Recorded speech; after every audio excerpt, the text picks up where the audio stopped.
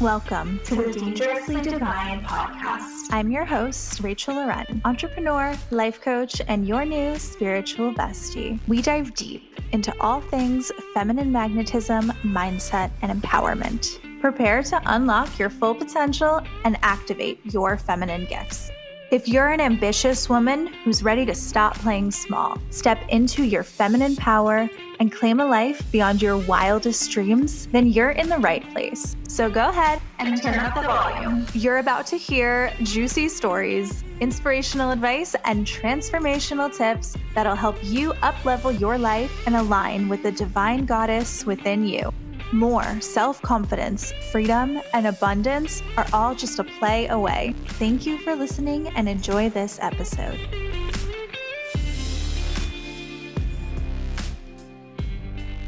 Hello, hello, hello. Welcome back to the Dangerously Divine podcast. Today, I'm joined by Teresa Wornstaff, who is an intuitive, and she is here to talk to us all about courage, creativity, how to feel that alignment in the mind, body, and soul, and how to listen to your intuition when it's time to step forward into that next version of yourself, whatever that looks like. Thank you so much for joining us, Teresa.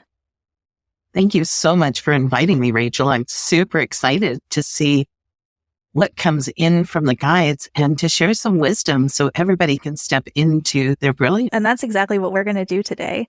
So, don't know what an intuitive is or what you do. Can you give us a little bit of a synopsis of who you are and how you got into, intuitive guidance? I would love to, because I want to normalize spirituality, and the foundation of spirituality is connecting in with your intuition. Intuition is listening to your gut. It's listening to that little voice inside your head that gives you direction, that is optimal for your evolution and simply for your safety. It is that little voice inside your head that tells you this was meant for you, or to turn left, or try this, or that person is lying, right? You know, when you're talking with somebody and all of a sudden something feels off, and that's your intuition. So it shows up in so many ways. And the key is for you to figure out, what is your intuition? How does it show up? Trust it and grow it. And I know everyone listening, I know this, I can feel this. You all understand what your intuition is. And when you own it and give yourself permission to own it, that's when it starts to grow and evolve and have just the most amazing impact on your life. Yeah, totally agree. I love that you mentioned that we need to not only recognize what our intuition is, but also, kind of fine tune it and listening to it. I think that, sometimes we all have these thoughts that come into our head that we don't know where they necessarily come from. And one of my favorite things to tell my clients who maybe aren't that keen on listening to their intuition is your intuition is not something that you can silence. You might be able to silence the ego for a little bit and quiet that noise, but your intuition will always come up in so many different ways and different circumstances until you start listening to it. So you might as well listen to it the first time you know it's there. Absolutely. I agree 100%. And let me tell you why. Your intuition is your greatest asset. You talked in the beginning about evolving your courage and creativity. Let the seat of courage and creativity is intuition. Because you know what you know what you don't know, but the real courage and creativity comes from what you do not know that you do not know. And that's how our guides, our intuition, God or the universe, whatever your name for universal consciousness, holistic consciousness is, that's how they support you in moving into what's optimal for you. Right. Yeah. And we'll get into that in a little bit with the how to recognize that courage and creativity. But I know you have quite the interesting intuition journey to share. Can we back up a little bit and talk about you? I would love to. Thank you for asking. So I was born intuitive, and I was born into a Muggle family. And so it was very confusing for me. I could hear, see, know, feel. And growing up, that was very challenging because I would be speaking to a teacher where I'd be speaking to an adult who was presented as an authority figure in my life, right? And they would be lying to me, or they would be saying something that I knew through my intuition was not accurate, or at worst was harmful. It was just a bad decision. And yet when you're 8 years old or 12 years old, you can't speak up. You can't say, hey, that's not going to work for you. That's actually going to have consequences you don't want. And because I felt so different, because so many different circumstances in my life showed me that my intuition, which was such a huge part of who I was, normal or accepted, like I couldn't tell my mom. Well, here's a story. I approached my mom as she was making dinner one evening, and I said to her, I have a spot on my back that bothers me. And it's the exact same place where I was shot with an arrow in a past life. Do you know how to get rid of it? And her eyes just got really, really big. Right. She said, dinner will be ready in 15 minutes. I mean, she didn't even know how to approach it. So spirituality, connecting with other beings, connecting with guides, connecting with the universe became a not normal way of being. So I systemically started to quiet the voices and normalize. So shift into, okay, what does the world and society expect from me? What should I be doing? How should I act? What should I say? It became rather than authentic. I moved into a place where, and you and I touched on this earlier, where I started living by default. Other people's conditioning. And did it completely quiet the intuitive voice? It would never happen. Couldn't evolve it. And so life became challenging. I became reactive to situations. There's a condition where if you have PTSD, you scan to see what should be said or done in any social situation. And that's what life became for me. How do I keep myself safe in a world that I didn't feel like I fit in? I didn't belong. Right. I feel like a lot of people can resonate with that, taking in whatever sort of information they can about their environment and surroundings just to respond accordingly, but it's not coming from the true self. So what was that evolution look like to you? How did you become one with, yourself finally when you did realize it was time? It was slow and it was careful and it was measured. I, during the day, moved through my corporate life. I was in corporate America for 30 years. I climbed the ladder. I performed. I did the things and met the expectations or exceeded the expectations that were placed in front of me. And then at night or on the weekend, I'd pull out my tarot deck, or I'd go to a meditation, or I'd go to a group who were talking about intuition, psychic abilities. And that became my platform for inquiry. Looking for people who thought or navigated the world through their intuition. I sought people to reflect back to me that I was normal. Yeah, that's so beautiful, because I think a lot of people identify with that story because there's so many different modalities now. I mean, probably forever, whether it's, clairvoyance and psychics or hypnosis or Reiki or, tarot. There's all these different things that are not all the same modality, but they're all kind of, it's like all roads lead to Rome kind of thing. They can all get you on aligned living. And yeah, it's choosing whatever resonates with you, but also surrounding yourself with other people that might help you feel seen. I think that's beautiful. And you bring out two incredibly important points. Number one, finding a community that supports you, that can elevate you, that's authentic and confident and courageous in themselves, so that they can see you succeed in whatever endeavor you step into. And then also starting to trust yourself as one of the things that I did was I did all of the things that you just mentioned, whether it was Reiki or whatever the modality was, I tried it. And I leaned into, how does this feel in me? Does this feel like something I should be doing?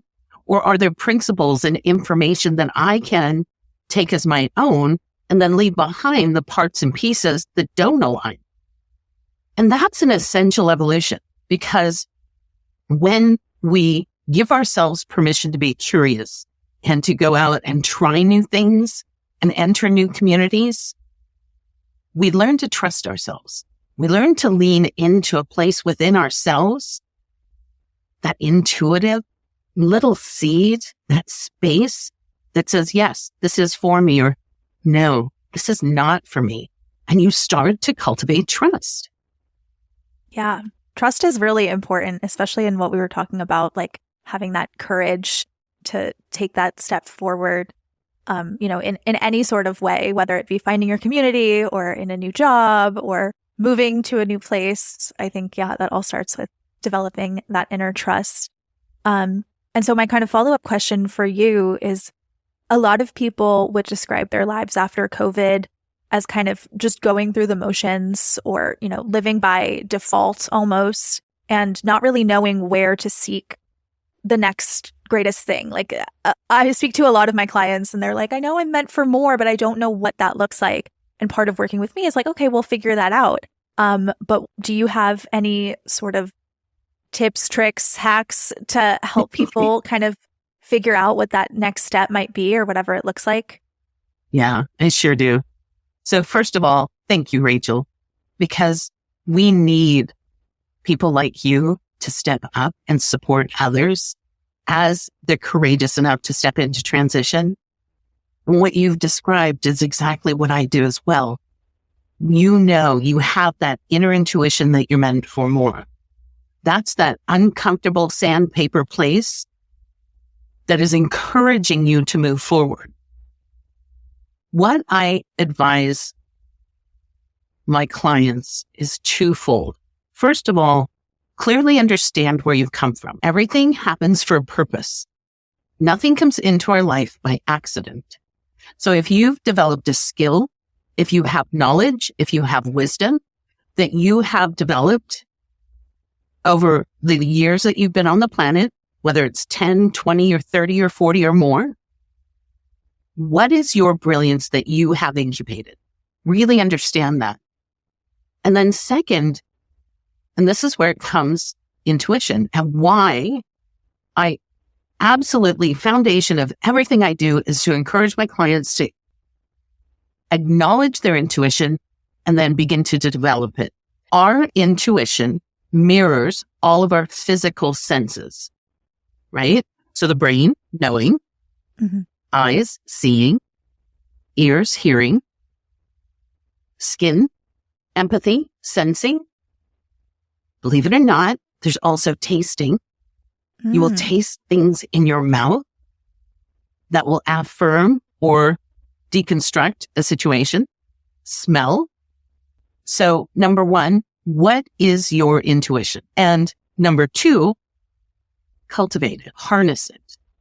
So how do you do that? Number one, you have to acknowledge that you have intuition. Right. And then start playing with it. Start asking your guides, your soul, which are on standby, to send you messages in ways that you can receive them. And this could be through I Ching or tarot or any of the other tools that are available. It could be through a book. They could lead you to a book. You could open the book and read a paragraph that was meant exactly for you in that moment. I've had people report driving down the freeway and seeing a billboard and 3 words were highlighted as a message, as information. It could come when you're Googling something. That happens to me all the time. I'll be Googling or researching something and some random piece of information will shoot up and I'll go, oh, well, that's interesting. Thank you very much. Right. Let's bring on some more of this. This is fun. And you'll find the more that you acknowledge those small messages, the more you will receive and see the small messages. Yeah. Because every single day, your guides, your soul are sending you hundreds of messages. Agreed. It's amazing, isn't it? I mean, can you imagine hundreds of messages and we get 3? Right. We definitely don't pick up on all of that. I love that you said like playing with it, because I don't think I've ever heard anyone describe cultivating a relationship with your intuition like that, except for Regina Thomas Hauser a little bit. She describes it as like seducing the universe. And I kind of like that message. But yeah, it really is playful because like you said, they're always sending so many messages. I have this one friend, and I don't think she'll mind me sharing this story, but her mother had passed away when she was young, and she didn't really have much of a relationship with her mother. And more she's been healing her relationship with herself and with other people, and she wants now to speak to her mother. And she had asked for her mom to come through and just give her some guidance, some reassurance, just let her know that she's there. And a picture of a butterfly popped in her mind. And the next day she was on a walk, and we live in the same neighborhood. She was on a walk and saw this mother-daughter mural, and there were tons of butterflies around it. And it was just like the most insane thing. And I have chills just mentioning it. I went on a walk and I saw that mural too. And I was like, looks like you. Like, of course. And so now she sees, so many butterflies, and she always thinks of her mother, that it's of like playing, I feel like, with our intuition. We just have to ask. And that is like a really hard part about it, is you have to like just ask.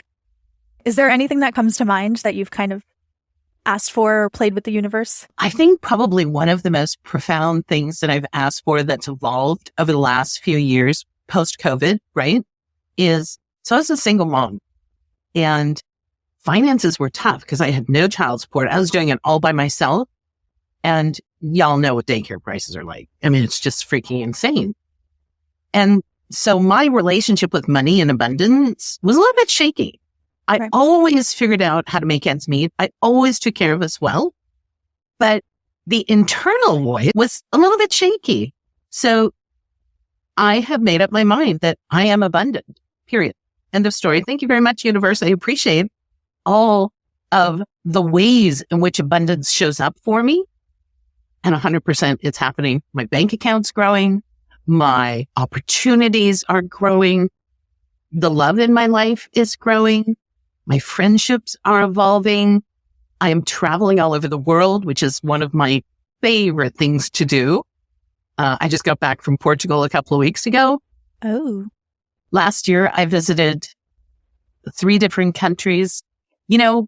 Cultivate the intuition, because when you do, and you hold that wish or dream in your heart, and you visualize it unfolding, then it'll start to land in your lap. And honestly, the biggest challenge is, can you say yes? Can you say yes and receive it? Yeah, that's so powerful. Because immediately we want to say, oh yeah, of course I can. I'm in receiving mode. But what does that actually mean, Yeah. And it goes back to the comment you just made about intuition is playful. You can't get clarity and creativity and be courageous from anger or fear. Yeah. Joy, playfulness, happiness, peace. Those are the places from which we create. So cultivate that. Make that your goal. I want to be happy, and watch as things flood into your life that bring you joy. Right. It's like that idea of your best ideas coming to you in the shower, because your brain is a little bit less preoccupied with its daily tasks. And yeah, I feel like that's kind of the same thing, is like you have to ask for things from a place of, like we said, joy and happiness, and it can't be from out of anger. There's this trend going around on the internet that's like, if you want it really bad, it's probably because there's a version of you that already has it. And I love that sentiment, but also wanting something really bad, as I'm sure, maybe you think, is then we start playing with like attachment. And so can you speak on detachment and the role it plays there in, that creativity and her next level selves? If it is meant for you, it will come. Our role is to take one step. And detachment is vital because our perspective on what is available to us is comprised of what we think, what we've experienced, what we feel. Okay, that's pretty narrow, right? Mm-hmm. Now, if you detach, you say, I want to manifest a $10,000 month. You release it, you let it go, and then you respond to your intuition in the universe by playing with it, right? And saying, okay, I'll do that. Okay, I'll do that. Oh, you don't want me to do that? Okay, we won't go there. And you start to do that and let go of attachment to how. Yeah. Figure out your what and your why and let go of the how. That's where we want to start controlling things, and that's where we want to detach. You allow the universe to draw from infinite wisdom, from your soul's wisdom, from your guide's wisdom, and from universal wisdom. Now, I'm sorry, but there's nobody on the planet that can replace that level of wisdom in the human body, which is why cultivating intuition and co-creating with the universe is key. Live bigger than your brain can think of. Live greater than the constructs you've put around your life. Yeah, I love that. And when you just said that, it made me think of like AI. And there's so many things that AI is great for and can replace, but that inner knowing and the connectedness and the intuition and the soul alignment, that's something that like AI will never be able to replace, hopefully. No, it won't. It will enhance, it can certainly contribute information that we're not looking at. It can provide an alternative perspective. It's a great tool, right? But it's a tool. It can't replace the wisdom of your intuition, the wisdom of your soul. Very true. Yeah. So in asking that question, I know I brought up like that trend that's going around of people, wanting more and feeling like they desire more out of life because they've already had it. But it's almost becoming somewhat normal. And I don't know if that's just like the rise of this like new earth or whatever you want to call it. But it does seem like there's a lot of different people that are popping up that like have a solution for something. And I think I see a lot of young entrepreneurs getting caught in this loop. Yeah. So for example, like multi-level marketing, where it's like, oh, make $1 million from your couch in a month kind of thing. And it's like, well, okay, who doesn't want that? But they're getting caught up in, like we said, the outcome, the how. And I kind of want your advice or your take here on how to break through those societal pressures and norms, I guess, to cultivate something that's meant for you. Like, how do we know if it's meant for us or if we're just signing along something that's easy and we hope it goes well? Yeah. Yep. This is where wisdom and maturity and discernment come in, right? And we get better at it the more we do it. Right. And we're going to make mistakes. And those mistakes are going to inform our discernment. So anytime somebody presents you with something that seems too good, it probably is too good to be real. Anytime somebody presents you with information that's definitive and applies to everyone, run it through your own filters. Run it through your own. Is it meant for you? Right. It doesn't matter what everybody else is doing it. Is it meant for you? And when people polarize, like you mentioned the trend that we already own it, so we're just bringing it from a future reality into a present reality. Well, sometimes that's true. Is it true all the time? No. And I'm asking my guides right now, they're saying between 10 and 12%, depending on the individual. That's not very high, isn't it? Right. So no. I'm going to say, no, that's not the right way to go. I'm going to say, if there's a place within you that wants to self-express at your most authentic, soul-influenced place, get curious, get playful, be neutral. Do not prescribe that which wants to be done. Be open to that which wants to evolve. Be patient. Just take one step and then allow the next step to evolve, because it requires the placement of individuals and experiences and opportunities to be created for you. And as you take that one step, you may find that something bigger and greater is open to and for you. Cultivate curiosity and playfulness. Cultivate neutrality. Do not prescribe that which wants to happen, and be patient. Allow it to evolve in co-creation with your intuition, with your soul, with your guides. And know that you are here for purpose. You are here to evolve your soul. You are here to contribute to the planet from a place of your brilliance. And no one else has your specific brand of brilliance. You are here at this time for a reason. Allow yourself to know this. Feel this as truth within thyself and allow yourself to step into it. You are so much more than what you think you are. Be confident in your brilliance. And it could be the quiet brilliance that goes out and feeds the deer, or plants a tree, or contributes to a child's education, or it could be the bold brilliance that steps out in front of audiences and cultivates wisdoms with many, or moves our corporate environments into a more collaborative and conscious way of operating. What is your brilliance? Find it, live it. Allow it to evolve from that place within self. You are incredibly beautiful and amazing and here for purpose. You know this. You feel this. Allow it.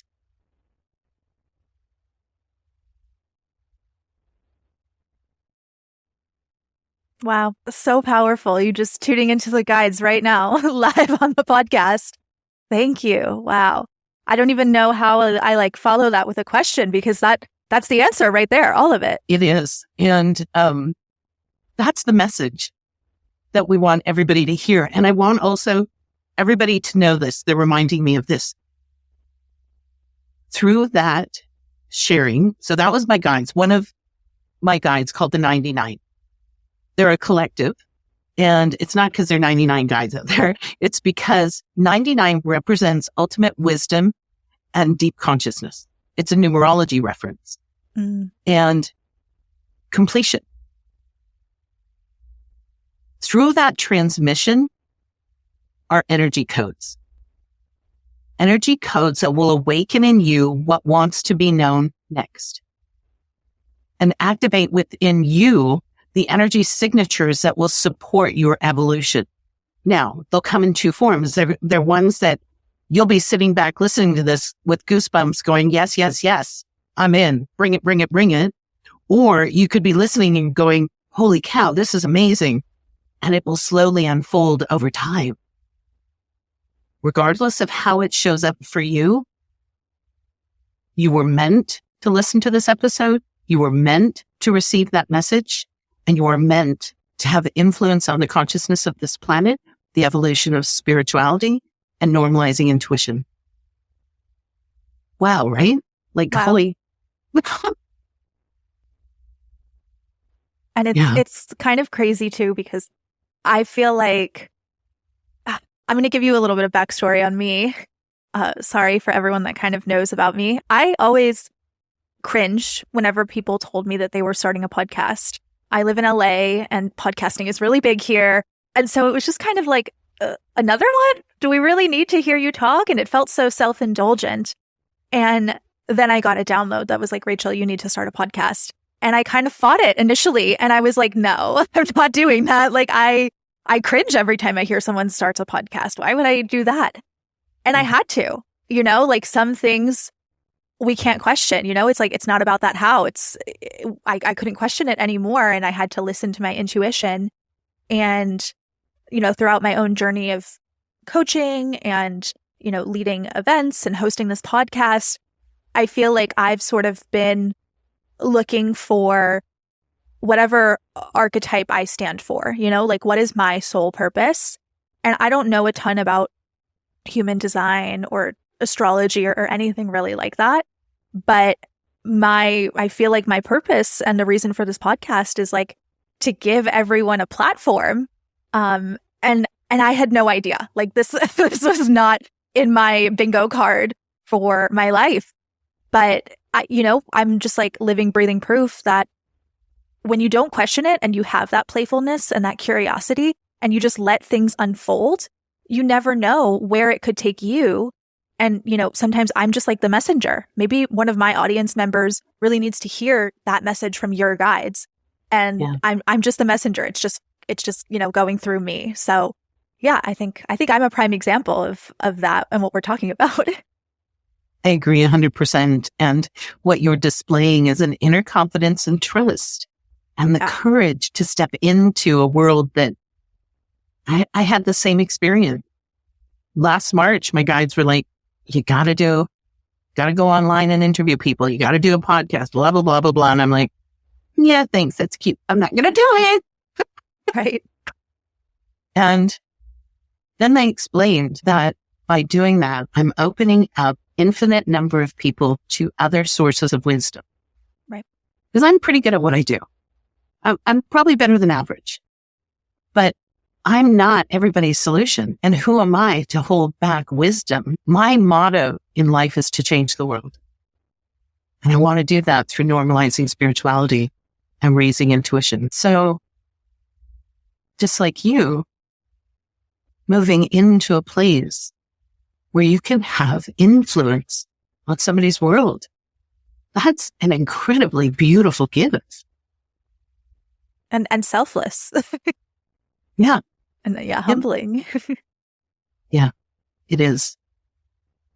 It fills my heart with joy and gratitude. Like, holy shit, I get to do this. I hope I can swear on here. Oh yeah, go ahead. But holy shit, I get to do this. I get to live my dreams. I get to live my dream life that I didn't even know I was dreaming. And I think that's why it's so important for people like you and I to speak on platforms like this, because it's almost like once you've hit the jackpot, you kind of want to share it with everyone. Mm-hmm. And I don't know, you like can't understand why people are living, in a sense of like poverty, and not poverty in the sense of like monetarily, but like their mindset. And it's like, why would you do that if you can have everything, if you can have all of the abundance and alignment and intuition? Why would you live any other way? So I think that's also like why we do what we do, is just to share it with everyone. And Rachel, what you're talking about is how we change the world, because we're influencing systems through individual power, brought in through collaboration and community. No more are we going to, and this is unfolding, this has come through my guide, Eli, who is part of an 11th, 12th dimension group who are here to seed new systems. Okay, guys, hold on, back up a little bit.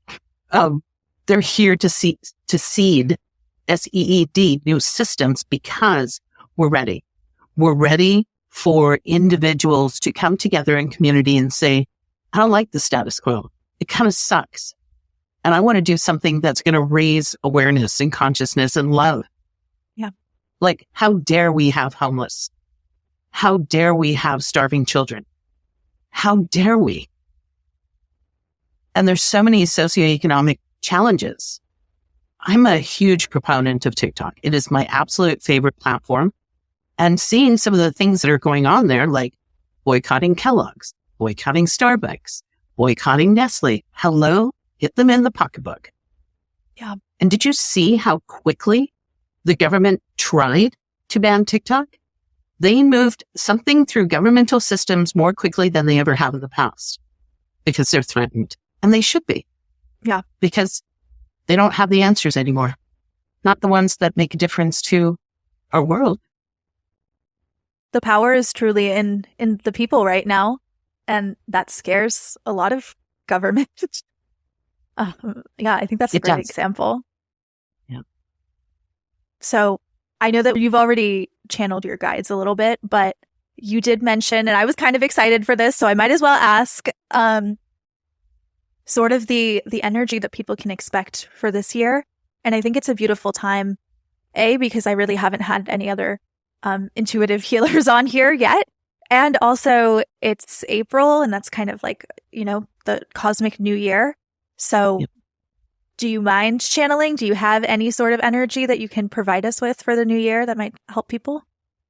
I teach a group called the Alchemy of an Intentional Life. And in this group, the first thing I taught for 2024 that was channeled and brought in specifically for this year is choose 3 words. Choose 3 words that indicate what you want to manifest in 2024. And sit down every morning, even if it's only for 5 minutes, even if it's on the drive to work, even if it's on the bus home, anytime, anywhere, but it must be done daily.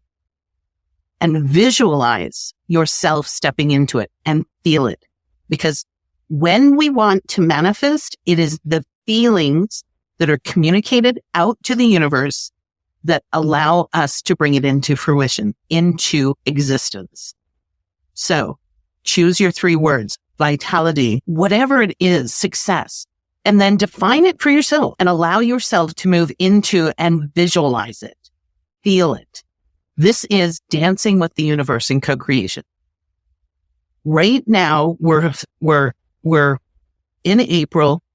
We are sandwiched between 2 powerful astrological events. We have the lunar eclipse on the 25th, and we have the solar eclipse on the 8th. The energies are off the charts, which means it's opportune for manifestation. So step into that. Utilize and harness your intuition and the energies to move yourself forward. If you are looking to make a change in your life, if you know you're meant for more, and I know a lot of you out there are, allow yourself to dream and receive direction on how to bring that into the world. It could come in the form of a coach. You could be listening to Rachel and hearing, I just got to work with her. I got to reach out. I got to find her because she has said something that touches me and awakens in me the courage and the confidence to step into it. Or somebody else, me or somebody else. It doesn't matter. But what is your next step? Don't do it alone. Find support, find a group, and claim it.